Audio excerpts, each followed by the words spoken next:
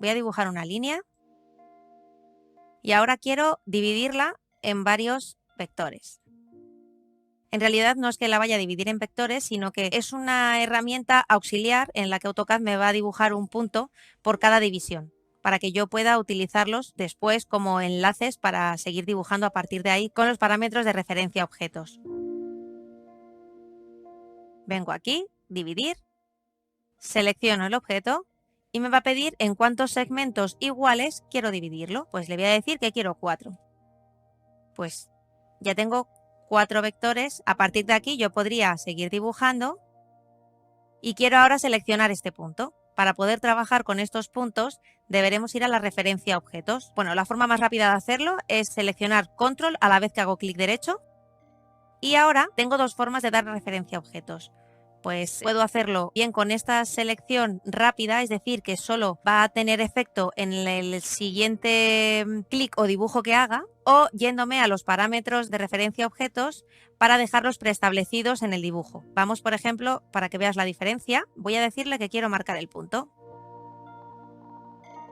Si ahora quiero coger este, como ves, ahora me está cogiendo el punto medio del rectángulo. Cada referencia tiene un símbolo que ahora veremos, pero si quiero coger este punto, que no es el punto medio, como ves, no lo coge. Así que tendré que ir a parámetros de referencia a objetos y decirle que active el punto. A partir de aquí puede coger el punto.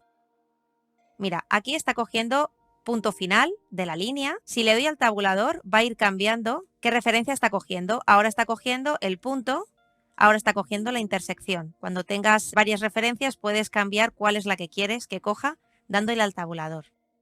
Pero es muy importante que tengas en cuenta que no deberías de trabajar con muchos de estos iconos activados, porque te pueden llevar a confusión y no coger el punto que debería coger y luego tener problemas. Así que es mejor trabajar con el punto desactivado, o si vas a trabajar con poco punto, podrías tenerlo activado, pero solemos trabajar con punto final, punto medio, el centro, la intersección y bueno, la extensión a mí me gusta también tenerla. También puedes trabajar con perpendicular, pero es susceptible de generar errores, así que te recomiendo que la utilices manualmente. Vamos a ver otra forma de dividir, pero esta vez, en vez de por segmentos iguales, por distancia de segmento. Vuelvo a seleccionar el objeto y ahora le digo que quiero que el segmento tenga 20 unidades. Pues como ves, ahora voy a ampliar. Bueno, es que mi punto es demasiado grande, como ves, cuando vas a trabajar con medidas pequeñas. Así que vamos a volver a cambiarlo. Formato, tipo de punto. Vamos a decirle que 5. Voy a poner un aspa. Como ves, todos estos segmentos tienen la misma medida, pero este de aquí pues queda ahí un poquito de sobra porque la prioridad ha sido que los segmentos sean iguales. Más opciones que tenemos, pues la región. La región se utiliza poco en AutoCAD 2D porque lo que estamos creando no es en sí un contorno de una forma, como te muestra aquí la ayuda de AutoCAD en rojo, sino que estamos creando una superficie que se utiliza más en el 3D. Entonces no va a funcionar realmente, no es una polilínea y no va a funcionar como tal, ¿vale? Entonces sirve para transformar una polilínea en una región. Voy a mostrártelo. Yo ahora le digo región, selecciono el objeto y le digo intro. Ahora mismo esto ya es una región. Si te fijas, cuando era una polilínea, tenía aquí unos nodos centrales, que ahora han desaparecido. Voy a dibujar una polilínea al lado para que veas la diferencia. Si yo pusiera verlo en realista, como ves, la región está rellena, porque es una superficie, mientras que la polilínea no deja de ser más que líneas. Aprovecho este momento para mostrarte este SCP. Se mostrará siempre que estés en vistas de 3D o realista, que no sea la 2D. Así que si en algún momento lo vieras de esta manera, que a veces puede ser que sin querer lo toques o lo cambies, pues volviendo a la estructura alámbrica se reseteará y volverá a estar como debería, ¿vale? Está bien tenerlo presente porque podrías sin querer cambiar la vista, no estar trabajando en XY y entonces eso significaría que las líneas podrían empezar a tomar diferentes alturas en Z. Entonces cuando quisieras luego unirlas, recortarlas, como no se están tocando porque están a diferentes alturas, pues tendrías un problema, no funcionaría.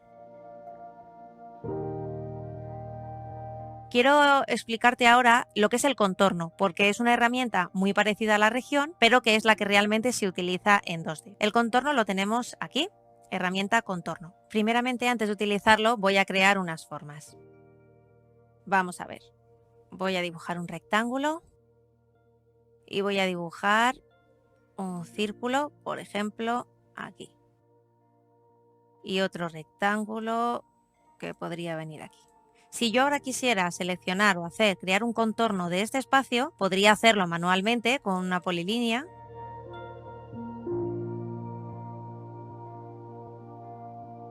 Y ahora, para adaptarme a esta curva, podría convertir esta arista en arco y llevármela a este punto.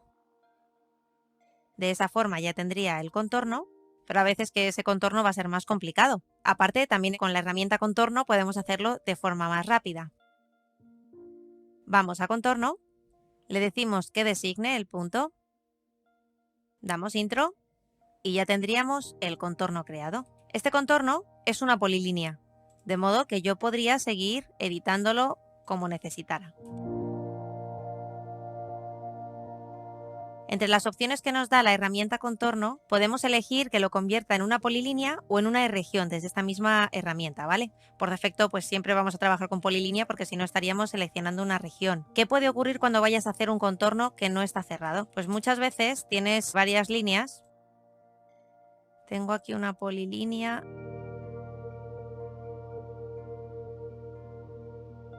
Que por lo que sea, pues no está cerrada.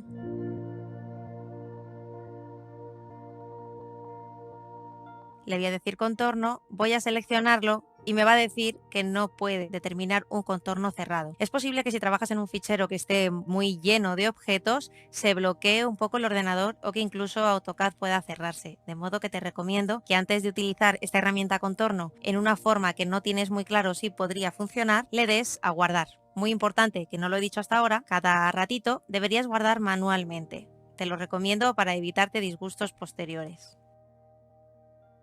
Como ves, me está diciendo AutoCAD dónde está ese contorno abierto con esos puntos rojos.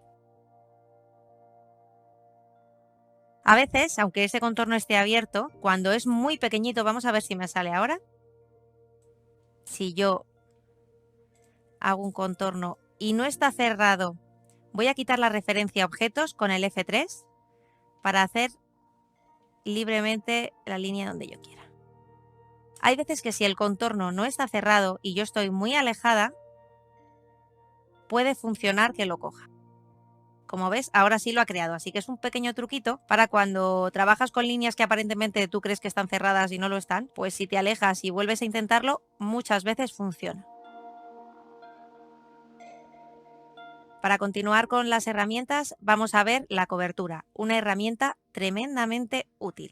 Vamos a verla. Vamos a crear varias formas. Voy a hacer, por ejemplo, varias banquetas.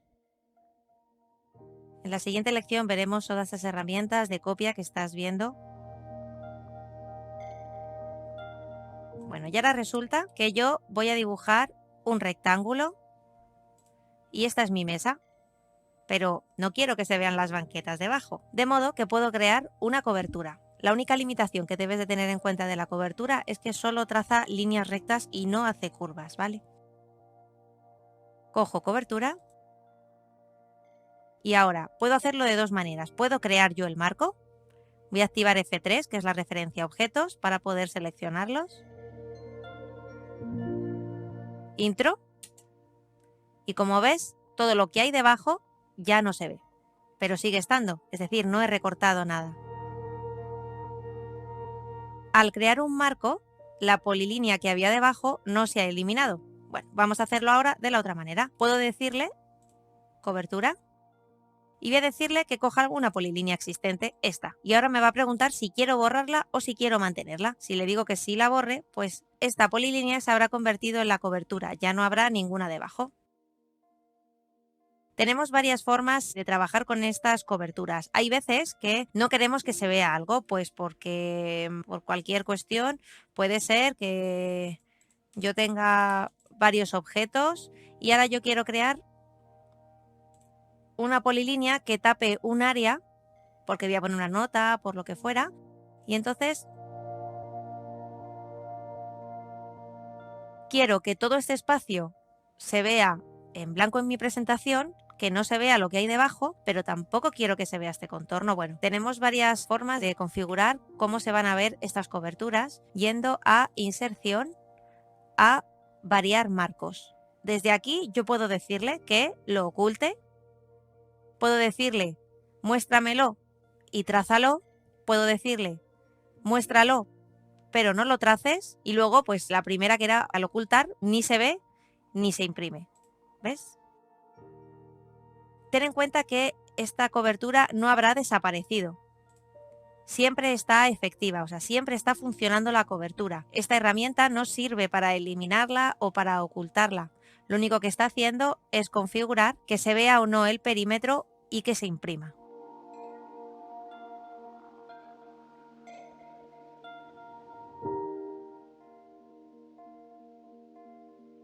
Por último, nos quedan estas herramientas que se utilizan poco. Bueno, esto es para 3D, esto es una elipse que en planta, pues lo que te hace es una espiral. Tú das el diámetro total y luego le das donde termina interiormente. Bueno, poco utilizado, la verdad. Podemos hacer arandelas. Nos va a pedir que precisemos el diámetro interior de la arandela. Podemos decir, venga, 5 por defecto, 0, uy, un poquito pequeña. Vamos a repetirla. Voy a decirle intro otra vez porque ha memorizado que la última herramienta que he seleccionado era esa. Vamos a decirle que queremos 10 de diámetro interior y ahora vamos a decirle el exterior, que van a ser pues 40. Así que esta es mi arandela, que aparecerá ya sombreada. Tampoco es una herramienta que se utilice demasiado. Por último, esta es la herramienta de llamamientos para cuando estás trabajando en paralelo con gente y necesitas hacer bocadillos para comentar cosas o exalzarlas. Bueno, pues imagínate que yo tengo aquí pues, cualquier objeto y quiero lanzar una alerta de que esto hay que revisarlo. Pues simplemente selecciono la herramienta y, como si fuera un rectángulo, hago un cuadrado y él tendrá esta forma. Bueno, esto habría que trabajar la escala a la que se ve en la presentación, que ya veremos cómo puede trabajarse. Tienes otras formas, puede ser rectangular, puede ser un polígono que tú creas manualmente o a mano alzada. No, pues ya está. Bueno, pues con esto hemos hecho un repaso de las herramientas. En la siguiente lección vamos a ver cómo modificar estas herramientas para transformar los objetos.